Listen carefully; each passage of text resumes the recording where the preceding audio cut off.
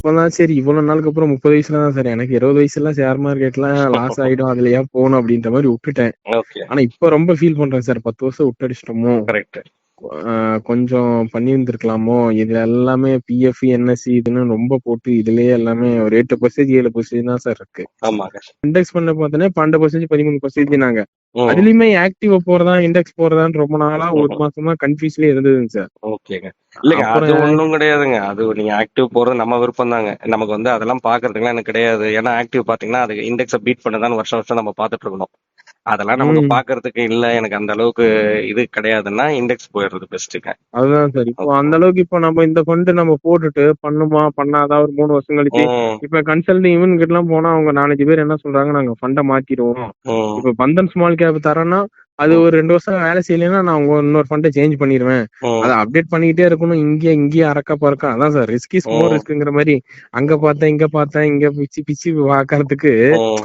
ஒரே கான்ஸ்டன்ட்ல எனக்கு ஒரு 10-12% இன்ஃபிளேஷனை பீட் பண்ணதா அவ்வளவுதான். நான் எவ்வளவு வேணாலும் நான் ரைஸ் பண்ணிக்கிறேன். இப்ப நான் கரெக்ட். இன்னைக்கு ஒரு 10,000 இன்னைக்கு 60,000 நான் மந்த்லி சேலரினா ம். இப்ப இந்த மாசம் நான் ஒரு 10,000 இண்டெக்ஸ்ல பண்ணா அடுத்த மாசம் நான் 11,000 பண்ணி பாக்குறேன். ம். 12,000 அந்த மாதிரி ஜம்ப் அப் பண்ணிக்கிறேன். கரெக்ட்.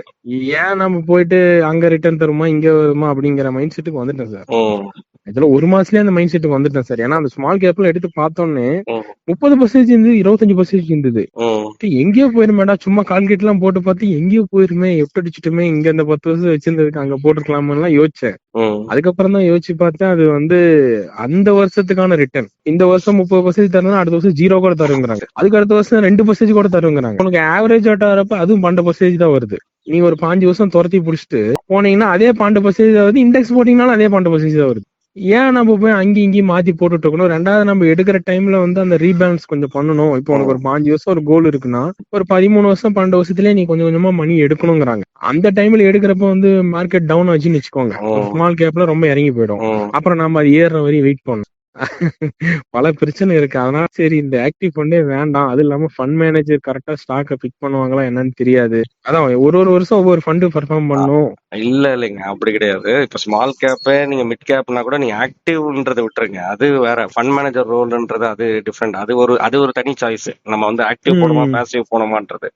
நீங்க ம் பாசிவ்லயே நீங்க இண்டெக்ஸ்ன்னு சொல்றதுலயே 3 இண்டெக்ஸ் சொல்ல வரேன். அப்ப மிட் ஸ்மால்னா கூட மிட் ஸ்மால நான் வந்து 15 வருஷத்துக்கு அப்புறம் அது ஒருவேளை டவுன் ஆயிடுச்சுன்னா அதை நான் வந்து முன்னாடியே எடுக்கணும்ன்றாங்களே அப்படின்றதுலாம் கிடையாதுங்க. அப்ப நான் அதுக்காக நீங்க உங்களோட ரிட்டர்ன்ஸை காம்ப்ரமைஸ் பண்ண முடியாது இல்லைங்களா? ஒரு லார்ஜுக்கும் மிட் ஸ்மாலுக்கும் இருக்கிற ரிட்டர்ன்ஸ் நீங்க வந்து லாஸ்ட் 5 இயர்ஸ் 10 இயர்ஸ் எடுத்து பாத்தீங்கன்னா ரொம்ப பெரிய டிஃபரன்ஸ் இருக்குங்கன்ற நான். நம்ம என்னன்னா ஆமா சார். நமக்கு என்ன இல்ல சார், நான் தேவையோ. அந்த நிப்டிலயே சார்ட்லயே பார்த்தேன் சார். ஆக்சுவலா இப்ப நிப்டி 50 ஒரு 13% 14% கொடுத்துருக்குன்னா மிட் கேப்பும் ஸ்மால் கேப்பும் வந்து பாத்தீங்கன்னா 18 இருக்குங்க சார். அதுதான் உங்களுக்கு சொன்னார். இப்ப கரெக்டா அந்த பாயிண்ட்டுக்கு தான் நான் வந்தேன். இப்ப நீங்க சொல்றீங்களே, அது எதுக்கு நம்ம மிஸ் பண்ணணும்ன்ற நான். அதாவது இப்ப உங்களுக்கு விஷன் வந்து அடுத்த ஒரு 10 வருஷத்துக்கு இருக்குதுன்னா மிட் ஸ்மால்ன்றது கண்டிப்பா நம்ம போர்ட்போலியோல இருக்கணும் இல்லைங்களான்றேன்.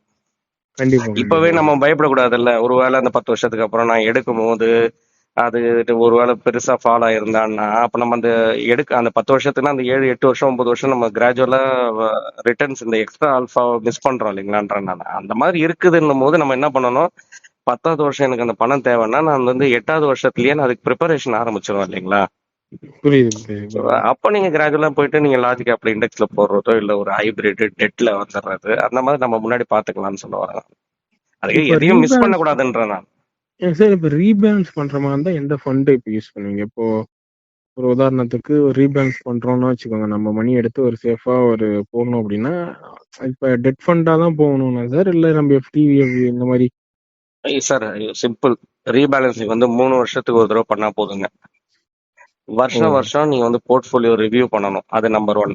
ஓகேங்களா? ஓகேங்க இப்ப ஓகேங்க. ரீபேலன்ஸ் நீங்க கேட்டதுக்கு வந்து வேர்டு அது ரீபேலன்சிங்ன்றது ஜார்கன் நம்ம யூஸ் பண்ணும்போது ரீபேலன்சிங்னா என்னன்றது நம்ம ஃபர்ஸ்ட் புரிஞ்சுக்கணும். ஆமாங்க. இன்வெஸ்டர் இருக்கும் பாத்தீங்களா, நீங்க ஆன்லைன்ல போனீங்கன்னாவே இன்வெஸ்ட்மெண்ட் ரிஸ்க் ப்ரொஃபைலர் அப்படின்னு போட்டீங்கன்னா வந்துடும். ஓகேங்களா? ஓ அதுல வந்து நிறைய ஏஎம்சி எல்லாம் உங்களுக்கு அந்த ஒரு 5 கொஸ்டின் 10 கொஸ்டின் நீங்க ஆன்சர் பண்ற மாதிரி வரும். ஆன்சர் பண்ணீங்கன்னா உங்களோட ரிஸ்க் ப்ரொஃபைல சொல்லிடும் அது. நீங்க ஓகே. வந்து பேசிக்கா பாத்தீங்கன்னா 3 இதுல வரும். ஓகேங்களா? அதாவது நான் அக்ரெசிவா இல்ல மாடரேட்டா கன்சர்வேட்டிவா. ஓகே. பேலன்ஸ்டா. அதாவது நீங்க சொல்றேன் நம்ம இன்வெஸ்டர் ஆஸ் இன்வெஸ்டரா நான் அக்ரெசிவா அது உங்களுக்கு ஆன்சர். ஏன்னா இன்வெஸ்டருக்கே தெரியாதுங்கன்ற நான். அந்த கொஸ்டினை நீங்க ம். ஆன்சர் பண்ணீங்கன்னா ரிசல்ட் வரும் பாருங்க. அப்ப நீங்க எந்த கேட்டகரியில வந்துறீங்கன்னு உங்களுக்கு தெரியும். அப்போ ஓ! நீங்க அக்ரெசிவா இருக்கீங்கன்னு வச்சுக்கோமே, அப்போ உங்க மைண்ட் ம். செட் வந்து ஈக்விட்டிக்கும் டெட்டுக்கும் நீங்க எவ்வளவு எடுக்க ம். போறீங்கன்றது தான் டிஃபரன்ஸ். அதாவது 75% நான் ஈக்விட்டில வைக்கிறேன். ரூ. 100 இருந்ததுன்னா ம். ரூ. 100 ரூ. 75 இருந்ததுன்னா. வந்து ஈக்விட்டில வைக்கிறேன். ரூ. கண்டிப்பாங்க. 25 வந்து டெட்ல வைக்கிறேன். வைக்கிறேன். ஓகேங்களா? அதான் டெட்னா பாண்டுங்க. புரியுதுங்களா? பாண்டு. புரியுது, ஓகேங்களா? புரியுதுங்க. அப்போ 75 இல்ல நான் வந்து மாடரேட்டா இருக்கிறேன்னு வச்சுங்களேன். 50% ஈக்விட்டி, 50% பாண்ட். இந்த நான் மாரி போய்க்கலாம். கன்சர்வேட்டிவ்ல வந்துட்டீங்கன்னா 25% ஈக்விட்டி, 75% பாண்ட். பாண்டு. ஓகேங்களா? இது கான்செப்ட் கிளியருங்களா? அப்ப நீங்க எந்த கேட்டகரியில வருவோம்னு உங்களுக்கு தெரியும். தெரிஞ்சிருச்சு. அதுக்கப்புறம் 3 வருஷத்துக்கு ஒரு தடவை ரீபேலன்சிங் நீங்க சொன்னீங்க பாத்தீங்களா? அப்போ ஆமாங்க. நம்ம பார்க்கும்போது ஓவராலா உங்களோட போர்ட்ஃபோலியோல ஈக்விட்டி நல்லா புல் மார்க்கெட் மாதிரி ரைஸ் ஆயிட்டு நீங்க வந்து மாடரேட்னு அசீவ் பண்ணிப்போம். ஓகேங்களா? ஓகே. ஆனா வந்து போர்ட்ஃபோலியோல நீங்க செக் பண்ணும்போது அது வந்து 60% இருக்குது ஈக்விட்டி. ம். பாண்டோட வேல்யூல நீங்க பார்க்கும்போது, அதாவது உங்களோட ஓவராலா போர்ட்ஃபோலியோ சைஸ்ல சொல்றேன் நான். அப்படி பிரிச்சுக்கணும். எத்தனை பெர்சென்ட் ஈக்விட்டியோட வளர்ந்திருக்கு அந்த வேல்யூ சொல்றேன் நான். 60% இருக்குது. 40% பாண்டா இருந்தா நம்ம மாடரேட் இல்லைங்களா? 50-50 தானே ஆமாங்க. இருக்கணும். ஆமாங்க. அப்ப என்ன பண்றோம், அந்த 10% எக்ஸ்ட்ரா இருக்கு பாருங்க ஈக்விட்டில. ஆமாங்க சார். அத பாண்டுக்கு மாத்திருவீங்க. கண்டிப்பாங்க. ஓகேங்களா? அதே அதான் மாதிரி நீங்க டிஃபரன்ஸ். பாக்குறீங்க மார்க்கெட் டவுன் ஆயிடுச்சு. கரோனா மாதிரி சுச்சுவேஷன். ஓகேங்களா? இல்ல இந்த ஆமா. வார்லாம் நடக்குது பாருங்க. இப்ப இருக்கிற ட்ரம்ப் டாரிஃப்ன்ற மாதிரி சுச்சுவேஷன்ல நீங்க போர்ட்ஃபோலியோ ம். உங்களுக்கு 3வது வருஷம் பாக்குறீங்க. உங்க போர்ட்ஃபோலியோ எடுத்து பாக்குறோம் நம்ம. ம். ஈக்விட்டி அடி வாங்கி வேல்யூ கம்மியாகி ஒரு 30%க்கு போயிட்டு இருக்கு. புரியுதுங்க. ஓகேங்களா? மீதி வந்து 70% வந்து பாண்ட்ல இருக்குது. ஓகேங்களா? ம். பாண்டோட வேல்யூல சொல்றேன் நான். அது ஏன்னா அது உங்களுக்கு அந்த வேல்யூல ஏறும்போது நம்ம டோட்டலா இருக்கிற கார்பஸ் சொல்றேன். நீங்க 20 லட்சம்ன்றீங்க இல்லைங்களா? 50 லட்சம் அந்த மாதிரி ஆமாங்க. அந்த ஆமா. கார்பஸுக்கு சொல்றேன் நான் பர்சன்டேஜ்ல. அப்ப புரியுது, புரியுது. 70% பாண்ட்ல இருக்குன்னா அந்த 20% ஈக்விட்டில போட்டோம்னா இப்ப டவுன் ஆகிற ஈக்விட்டில நீங்க வாங்குறீங்க இல்லைங்களா இன்னும் கொஞ்சம். ஆமாமாமா. அப்ப திரும்ப 50-50 பண்ணிடுறீங்க இல்லைங்களா? அவ்வளவுதான். இது அ மாடரேட் உங்களுக்கு. இதே நீங்க உங்க கொஸ்டின்ல ஆன்சர் அக்ரெசிவ்னு வரும்போது நீங்க கண்டினியூ பண்ற அடுத்த 5 இயர்ஸ் 7 இயர்ஸ் 10 இயர்ஸ்க்கு வந்து 3 இயர்ஸ் ஒன்ஸ் போர்ட்ஃபோலியோ ரீபேலன்சிங்ல நீங்க இதை தான் பண்ணணும்ன்றேன் நான். 75% ஈக்விட்டியா அப்ப நான் வந்து அக்ரெசிவ்ங்களா அது வந்து 90% போச்சுன்னா கூட அது மீதி இருக்கிற அந்த எக்ஸ்ட்ரா 15% பாண்ட்ல போட்டுடணும். பாண்டு அதே போடணும். கன்சர்வேட்டிவ்ல இருக்கீங்களா 25% ஈக்விட்டி தாண்டாம பாத்துக்கிறோம். அதை வந்து நீங்க வந்து வருஷம் பண்ணணுமான்றது கேட்டீங்கன்னா இல்ல எவ்ரி 3 மாசத்துக்கு 6 மாசத்துக்கு மார்க்கெட் வாலட்டைல் இருக்கும்போது பண்ணணுமான்றதுலாம் கிடையாதுங்க. நம்ம என்னன்னா புரியுது. அட்லீஸ்ட் ஒரு 3 இயர்ஸ் ஒன்ஸ் நீங்க ரீபேலன்சிங் பண்ணீங்கன்னா கரெக்டா இருக்கும். வருஷத்துக்கு ஒரு தடவை கூட பார்த்து பண்ணிக்கலாம். இல்ல மேஜர் மார்க்கெட் ஈவெண்ட் ஏதாவது நடக்குது பாருங்க. அது புரியுது. ஏதாவது பெரிய இப்ப ட்ரம்ப் சார் டாரிஃப்னு இப்போ நடந்தது இப்போ இந்த இல்லைங்களா? மாரி அந்த டைம்ல சொன்னீங்கல்ல. பண்ணிக்கலாம். இப்போ இந்த வருஷம் வருஷம் சொல்றது எனக்கு வருஷமே நான் வந்து எப்படி யோசிச்சு வச்சிருக்கேன்னா, இப்போ என்னோட டெட் ஃபண்டே வந்து பாத்தீங்கன்னா, ஒரு 15,00,000க்கு மேல இருக்குங்க சார். ஓகே. இந்த பிஎஃப், என்எஸ்சி, பிபிஎஃப், இந்த செல்வ மகள்லாம் இததான் பார்த்தா நான் உங்களுக்கு சொல்ல வரேன். இததான் நான் உங்களுக்கு சொல்ல வந்தேன். இப்போ நான் என்ன உங்களுக்கு சொல்ல வரேன்னா, இப்ப நான் உங்ககிட்ட ஜஸ்ட் ஓவர் த போன்ல பேசி நமக்கு தெரியாது. உங்களோட ம். என்ன கேட்டகரியில நீங்க வருவீங்கன்ட்டு. எல்லாருமே கேட்டேன்னு வச்சுங்களேன். இப்ப நான் அக்ரெசிவ் தான் சொல்லுவாங்க. ஏன்னா நான் ரியல் டைம்ல என்னோட இன்வெஸ்டர் எல்லாம் பாக்குறேன் இல்லைங்களா? ஃபர்ஸ்ட் வரும்போது சொல்றேன். அவங்களுக்கு ம். அக்ரெசிவ்னா என்னன்னே தெரியாது. அதாவது புரியுது. கொஞ்சம் மார்க்கெட் வந்து அவங்க ஃப்ரெண்டு, ஃபேமிலி யாராவது ரெக்கமெண்ட் பண்ணி வந்திருப்பாங்க. ஆமாங்க. இன்வெஸ்ட்மெண்ட் பண்ணதுக்கு அப்புறம் அவங்க ஒரு 10 லட்சம் ரூபாய் போடுறாங்கன்னு வச்சுங்களேன் சார். அதுல ஜஸ்ட் ஒரு 2000 தான் கம்மியா இருக்கும். ஆனா அதையே அவங்களால அக்செப்ட் பண்ணிக்க முடியாது. ஆனா உள்ள வரும்போது அக்ரெசிவ்னு சொல்லியிருப்பாங்க.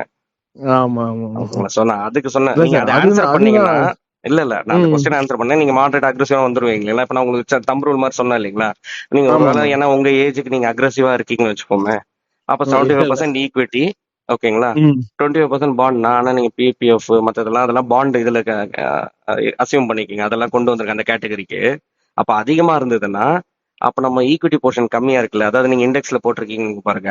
அந்த ஆமாமா. இண்டெக்ஸ்ல போட்டுக்கிறது தான் உங்களுக்கு ஈக்விட்டி போர்ஷன். அப்ப அதுல நீங்க வந்து மீதியில இருக்கிறத கொஞ்சம் கொஞ்சமா கிராஜுவலா இந்த ஈக்விட்டி போர்ஷன் இன்க்ரீஸ் பண்ணி ஒரு 75% ஆயிடணும் உங்களோட இது. அதே மாதிரி ஆமாங்க சார். அதுவரையும் நான் வெயிட் பண்ணேன். அதுக்கு தான் சார் நான் திங்க் பண்ணேன். இப்போ இந்த ஆஹ் 5,00,000 பக்கமா இருக்குன்னா, இதுவும் ஏறுதுன்னு வச்சுக்கோங்க. என்னோட ஒரு 5 ஒரு 10 வருஷத்துல ஒரு 20,00,000 வருது. இன்னொரு 5 வருஷத்துல 20,00,000 வருதுன்னா, உம் இப்ப என்னோட ஈக்விட்டி போர்ஷன் எனக்கு 20,00,000 வந்திருக்கணும். உம் ஆனா அப்பதான் வந்து 50-50 நான் வைக்க முடியும். இல்லைங்களா? உம் கரெக்ட்டுங்களா? ஆமா ஆமா இப்போ நான் அதுதான் சார் யோசிக்கிறேன். இப்ப இவ்ளோ நம்ம நாள் விட்டாச்சு. ஏன்னா இது ஸ்டார்ட்டிங்கே நான் கம்பெனில ஜாயின் பண்றப்பயே இந்த பிளான் பண்ணியிருந்தேன்னா, ம். இதுக்கு அப்படியே நம்ம 50-50 பேலன்ஸ் பண்ணி இல்ல நீங்க இல்ல சொல்ற சார், மாரி அது எப்பயுமே லேட் கிடையாது. நல்லா புரிஞ்சுக்கங்க. உங்க ஏஜ் 30 தான். கரெக்ட்டுங்களா? புரியுதுங்க. இப்பத்துல இருந்து ஸ்டார்ட் பண்ணீங்கன்னா கூட நம்ம என்ன வருஷத்துக்கு ஒரு தடவை ரிவ்யூ பண்ண சொல்றோம் போர்ட்ஃபோலியோவ. கரெக்ட்டுங்களா?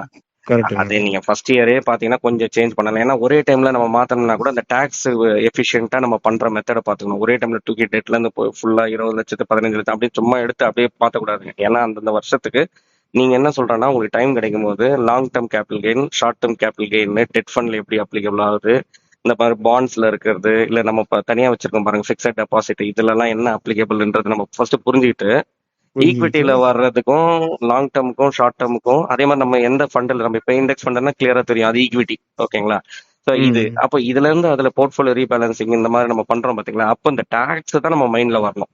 அப்போ நம்ம வந்து தெரியும் கிராஜுவலா இவ்வளவு அமௌண்ட் நம்ம ஷிஃப்ட் பண்ணிக்கலாம், பாண்டுக்குள்ள தான் ம். மாத்திக்கலாம். இவன் ஒரு வருஷத்துக்கு இவ்வளவு தூரம் அலோடு, அதுக்கான ஹோல்டிங் பீரியட் நம்ம கம்ப்ளீட் பண்ணிட்டோமா. ஒரு சில ஃபண்டு மல்டி அசெட் ஃபண்டு, இல்ல hybrid category fund, aggressive fund, அதுக்கெல்லாம் அந்த ஹோல்டிங்கை பொறுத்து சேஞ்ச் ஆகுங்க. 12 மந்த்ஸ் நம்ம சொல்றோம் பாருங்க, அது ஈக்விட்டிக்கு. ஒரு சிலதுக்குலாம் 24 மந்த்ஸ் கம்ப்ளீட் ஆகணும்னு இருப்போங்க. அதனாலதான் உங்களுக்கு சொல்றேன் அந்த டாக்ஸ் வந்து ஒரு டேபிள் மாதிரி நம்ம ஒரு ஹேண்டியா நம்ம அது கொஞ்சம் ரெஃபரன்ஸ் அதை ஃபர்ஸ்ட் புரிஞ்சுக்கணும்ன்ற நான் ஸ்லோவா உங்களுக்கு புரியுது, இன்ட்ரெஸ்ட் புரியுது. இருக்கிறதுனால ஏஜும் இருக்கிறதுனால சொல்ல வரேன் நான் உங்களுக்கு.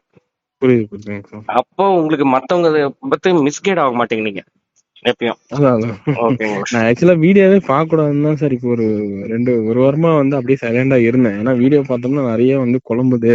ம். இதுல போ, அதுல போ, அப்படி போ, இப்படி போ. இதேதான் குழப்பிட்டு இருக்கானுங்க. இப்போ ஒரு 2 மாசமா அதேதான் சார் ஓடிட்டு இருக்கு.